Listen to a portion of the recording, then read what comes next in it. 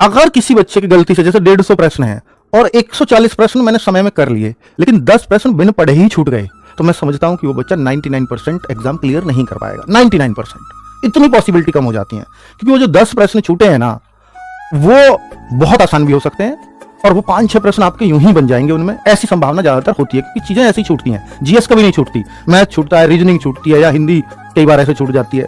तो भाई बिन पढ़े अगर चीजें छूट रही है ना, तो वो नुकसान करेंगी, ये ध्यान रखना, क्योंकि आपके लिए पेपर 140 में से रह गया, बाकी के लिए 150 में से है।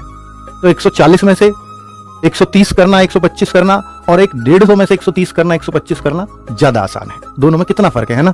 अगर हम देखें कि भाई मैथ्स में हमारे क्वेश्चन आएंगे 20 में, मान के चल लेता हूं, 18-20 जो भी है, 20 क्वेश्चन में मान रहा हूं। इन 20 क्वेश्चन के लिए क्या आइडियल समय देना चाहिए, आप बताएं, क्या आइडियल समय होना चाहिए? पता है मेरी सुनोगे आप, तो मेरे हिसाब से इस 20 क्वेश्चंस के लिए आप 25 मिनट भी ठीक है और 30 मिनट भी आप जा सकते हो। आपको सर मेरा मैथ्स ही कमजोर है, तो अगर आप 30 मिनट भी दे रहे हो तो कोई दिक्कत वाली बात नहीं है।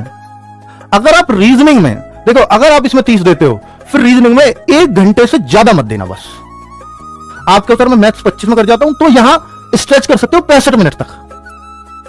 अब आप कहो सर जीएस में फिर कितना समय देना चाहिए, हिंदी में कितना समय देना चाहिए? दोनों बच्चों ये 37-38 क्वेश्चन किए हैं, ये 37 और ये 38। हिंदी और जीएस अगर आपको बोलूं तो यहां 12 और 13 मिनट काफी होते हैं दोनों के लिए।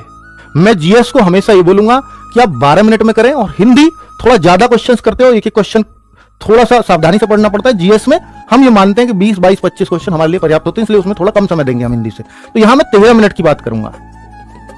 आपको सर ओएमआर भी भरना है, ये तो ऑनलाइन के हिसाब से आपने बता दिया। तो अगर आप कुछ कम करना चाहते हो तो यहां आप 27 मिनट 28 मिनट कर सकते हो। तो बच्चे ये मुझे लगता है कि एक आइडियल टाइम मैं आपको बता रहा हूं कि जितने टाइम में आपको पेपर करना चाहिए। आपको सर एग्जाम में सबसे पहले क्या अटेम्प्ट करना चाहिए? तो एग्जाम में जो सबसे पहले अटेम्प्ट करोगे ना, वो रीजनिंग को ही आपने को करना चाहिए। क्यों सर? इसलिए कि रीजनिंग में आपको ऐसे भी चीजें छोड़नी पड़ेंगी, ऐसी भी चीजें छोड़ दीजिए कि जो आपकी, जैसे मान लीजिए आपको लगता है कि इस प्रश्न में मैं कर तो लूंगा लेकिन मेरा समय ज्यादा लगेगा, तो उसको छोड़ करके चलना है। और रीजनिंग ऐसा सब्जेक्ट है जो सबने बहुत पढ़ा होता है और सबको ज्यादा कॉन्फिडेंस होता है इसमें। किसी भी सब्जेक्ट से ज्यादा कॉन्फिडेंस रीजनिंग में ही होता है, क्योंकि सब इसको सबसे आसान समझते हैं। तो मुझे लगता है रीजनिंग को पहले करने से आपका समय कभी कम नहीं पड़ेगा। पर मैं ये नहीं कह रहा कि आप रीजनिंग ढूंढ के करो, मिक्स आ गई तो नहीं, फिर मत करना है ऐसे। मिक्स आ गया तो फिर तो जैसा पेपर है वैसा ही करना है, मिक्स के भी चांस रहेंगे पेपर के, है ना। चलो अब आप कहोगे सर क्या मॉक अभी देने शुरू कर देने चाहिए, कि मैंने तो अभी शुरू ही नहीं किया। तो कोई बात नहीं है, आप अगर मॉक को एग्जाम से 3 महीने पहले भी शुरू करते हो, यानी मोस्ट प्रोबेबली आपको मार्च में शुरू जरूर कर देने चाहिए।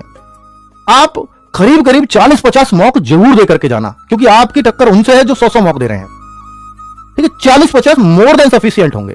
मॉक आपकी प्रैक्टिस को मजबूत करता है, और एग्जाम में मार्क्स प्रैक्टिस से आते हैं। हर कोई यही कहेगा आपसे कि प्रैक्टिस कम की होगी, तो प्रैक्टिस का सबसे अच्छा माध्यम होता है मॉक। आप रोज भी एक मॉक करोगे, लेकिन लास्ट के 1 महीने में करना, अभी नहीं। अभी रोज मॉक करने की आवश्यकता आपको नहीं है। अभी हफ्ते में 1-2 चल रहा है तो बहुत है, बहुत ही है।